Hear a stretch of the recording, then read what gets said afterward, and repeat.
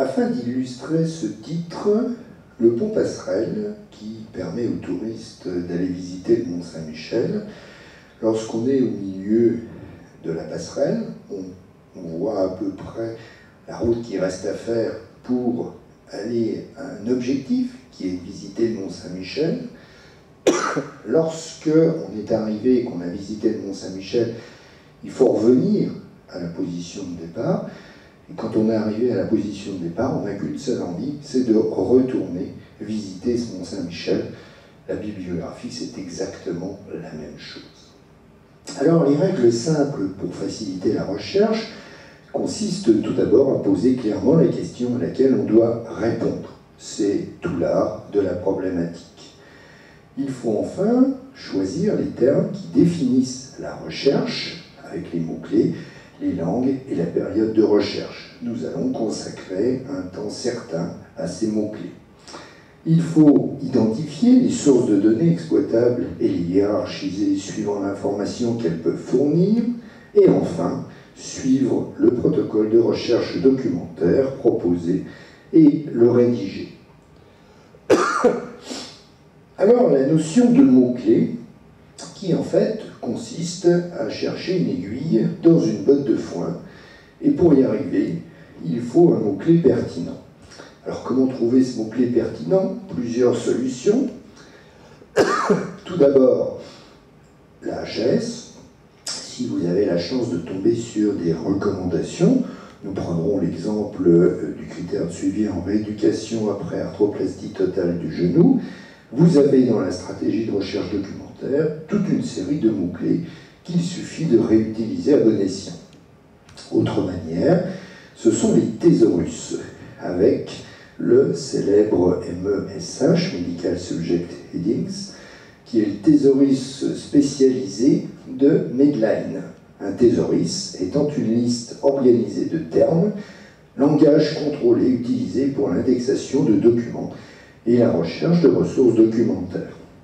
Afin d'optimiser ce thésaurus, le catalogue et index des sites médicaux de langue française réalisé par le CHU de Rouen peut vous aider. Enfin, vous avez la possibilité, en trouvant des articles princeps, de regarder les mots-clés en français ou équivalent en anglais, le keyword, qui vous permettra de vous aider dans ce sens. Alors, afin de faire une synthèse, prenons l'exemple d'une question intitulée « L'entraînement en force des muscles de l'articulation de la cheville chez les personnes âgées ». Les mots-clés pertinents, on va en mettre 3. Le premier, c'est vieillissement, traduction anglaise aging, 10 000 références obtenues. Deuxième terme, musculation, terme anglais strength training, 300 références. Et le troisième terme, cheville, ankle, 400 références.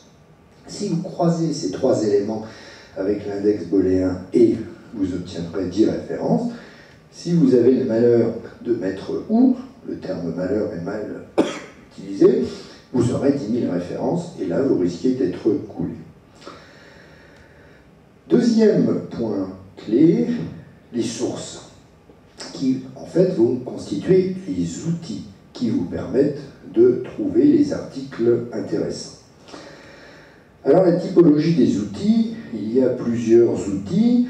Nous allons principalement nous intéresser aux bases de données, aux moteurs de recherche, et puis nous ferons un rapide clin d'œil aux plateformes d'éditeurs. Les bases de données sont des ensembles de données stockées sur un support informatique organisés de manière à pouvoir être interrogées via une interface de recherche. L'intérêt d'une base de données bibliographique est multiple. Elle permet de repérer l'information récente et à jour. Elle est essentielle pour la recherche d'articles, a des fonctionnalités de recherche et d'exploitation de résultats avancés, et à des fonctionnalités de veille et sauvegarde des requêtes et des résultats, ce qui est extrêmement intéressant lorsque vous commencez à entrer dans un domaine d'expertise. Attention, le langage est contrôlé, et on revient à la notion de thésaurus décrite précédemment.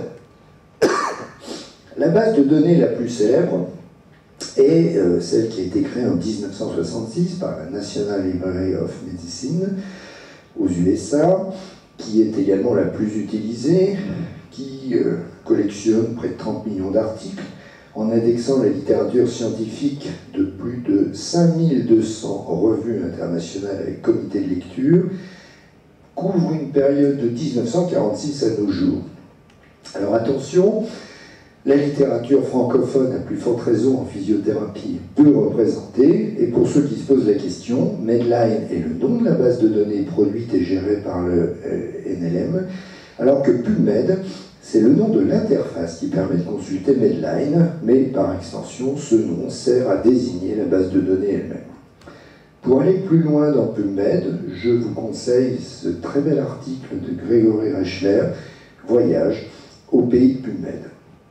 Alors, il y a évidemment d'autres éléments. Nous sommes en région Lorraine, donc REDOC, qui est en plus la plus vieille base de données de rééducation et réadaptation francophone.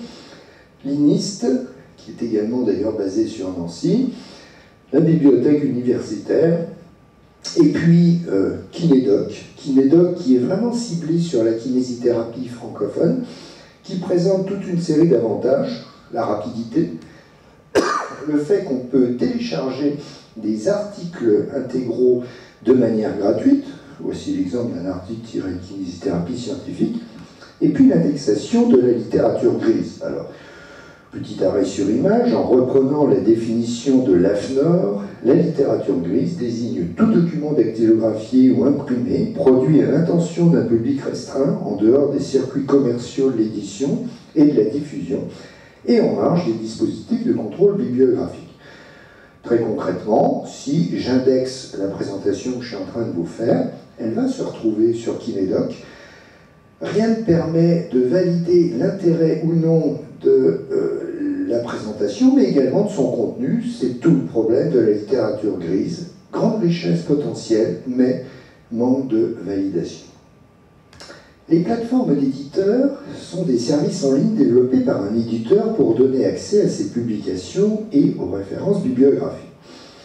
Elle permet la recherche dans le texte intégral, mais présente bien évidemment les limites, qui sont dues au fait, entre autres, que bien évidemment, on ne va trouver que les articles de l'éditeur en question et que la recherche par sujet n'est pas forcément optimale. Petit focus sur Science Direct, qui est développé par Elsevier. Focus parce que c'est la première base de données en matière de contenu médical au monde. L'adresse sciencedirect.com. Et puis le petit truc, c'est de passer par le miroir frauduleux, certes, mais bien pratique pour nous si vous n'avez pas les moyens d'accéder à cette base de données. C'est sai-hub. Actuellement, c'est avec Taïwan, TW, il change le point. L'énorme avantage, c'est la gratuité, même si cette base de données est totalement frauduleuse. Les moteurs de recherche, outils automatisés d'indexation et de recherche des ressources du web visibles, qui indexent un texte intégral avec un langage naturel. Alors, le plus connu étant bien évidemment Google Scholar, qui apporte là aussi une grande richesse, mais qui a une couverture réelle totalement inconnue, qui indexe y compris les pages personnelles des chercheurs. Alors il y en a d'autres, comme le moteur de recherche français Q1, qui s'engage à ne pas stocker les différentes données. Les résultats obtenus découlent d'une stratégie de recherche documentaire. Alors voici l'exemple d'une stratégie de recherche documentaire, celle sur la rééducation de l'entorse de cheville qui a été publiée par la HAS. Nous allons donc devoir citer les bases de données utilisées, que ce soit sur Internet, recherche manuelle, citer les mots-clés utilisés en français et en anglais, donner la période de recherche, dans l'absolu les 5 dernières années, mais peut-être étendue sur de plus longues périodes, notamment pour des publications de référence, donner le nombre de résultats obtenus, donner le nombre de résultats retenus sur quels critères, et classer les références par catégorie, les méta-analyses, revues de littérature, essais randomisés, etc. Je vous propose un focus sur ces deux derniers items. Et une manière maintenant indispensable de représenter le nombre d'articles vus, retenus, etc., c'est d'utiliser le diagramme de flux qui est recommandé par Prisma. Prisma étant les lignes directrices pour l'écriture et la lecture des revues systématiques et des méta-analyses, traduites en français par Kinésithérapie la revue et en libre accès sur Science Direct. Alors pour celles et ceux qui auraient raté l'actualité, je me replonge en avril 2000. La HAS, qui s'appelait à l'époque l'ANAS, avait publié les niveaux de preuve et gradation des recommandations de bonnes pratiques pour la littérature et recommandait, dans un premier temps, de lister les articles qui pouvaient être intéressants en lisant le titre. À partir de là, deux solutions. Le titre est non adapté et on rejette l'article, ou le titre peut paraître intéressant et on va le garder et on va lire le résumé ou l'abstract. On regardera surtout les résultats et on verra s'ils sont valides et surtout s'ils vont vous être utiles. À partir de là, deux solutions. Vous les excluez, rejet de l'article, ou vous les rendez éligibles et là, vous allez devoir fournir l'article, le trouver. Les manières sont multiples, on en a vu quelques-unes tout à l'heure. N'oubliez pas que vous pouvez envoyer un mail à l'auteur et dans l'énorme majorité des cas, il vous enverra l'abstract numérique. À partir de là, vous devez lire la section matériel et méthode qui vous permettra de donner deux solutions. Soit vous l'excluez et ça va dans les rejets d'articles, soit vous incluez l'article. Alors, quand je dis article, il y a possibilité d'avoir également des livres. Pour rappel, la différence entre un livre et un article, un livre c'est plus de 18 pages, avec une indexation avec un ISBN. Le périodique étant un hebdomadaire, un mensuel, un semestriel, une revue annuelle, avec un numéro d'ISSN. Il est édité par un éditeur commercial ou une société scientifique. Les articles sont présentés de manière identique, avec un numéro, le DOI, Digital Object Identifier, et le PMID, qui est le numéro d'identification de PubMed. Caractéristique d'une revue, un comité de rédaction et une expertise, puisqu'il y a un reviewer qui va relire systématiquement le texte. Les avantages et inconvénients de ces deux: le livre il est moins à jour, la portée est plus large, il est répertorié de façon très limitée et plus difficile à trouver. L'article très à jour, même si cette illustration n'est pas forcément évidente.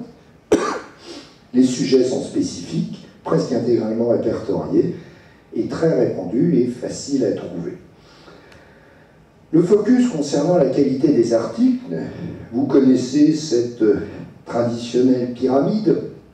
Là, j'ai pris l'illustration que Grégory Reichler avait présentée en juin 2010 lors de la 3e journée de recherche en kiné respiratoire. Tout en haut de cette pyramide, la méta-analyse, et puis on descend au fur et à mesure. Alors, pour présenter les résultats de la bibliographie, on peut aller plus loin en utilisant, entre autres, PEDRO, banque de données australienne. Pour les francophones, il suffit de cliquer sur français et vous avez les pages d'accueil et explications en français. Et la caractéristique de PEDRO, c'est de coter les différents articles avec 11 items. Ces 11 items ont été analysés par une publication d'août 2003 dans Physical Therapy, que voici, et cela va permettre de donner une note entre 0 et 10 pour chaque article. Dans votre résultat de bibliographie que vous allez utiliser dans votre travail de recherche, le fait d'avoir une moyenne de ces différentes notes permettra de donner encore plus de valeur à la qualité de votre bibliographie. Autre moyen de montrer la valeur de vos articles, c'est de coter le niveau de preuve de l'article. Alors, soit vous tombez sur une revue qui donne le niveau de preuve d'un article. Voici l'illustration prise de Kinédoc, mais utilisée par Kinésithérapie la revue, avec les niveaux de preuve de 1, maximum de niveau de preuve à 5, minimum de niveau de preuve, mais vous pourrez faire vous-même votre cotation. Petit cliché sur le fond numérique, le contenu est volatile, pas forcément fiable, même si l'abord est rapide et surtout peu onéreux. Donc, méfiance de ce fonds numérique. Et afin de terminer cet exposé, un conseil, même s'il n'y a pas que Zotero, mais Zotero est extrêmement pratique, utilisez un logiciel qui va vous aider à gérer votre bibliographie.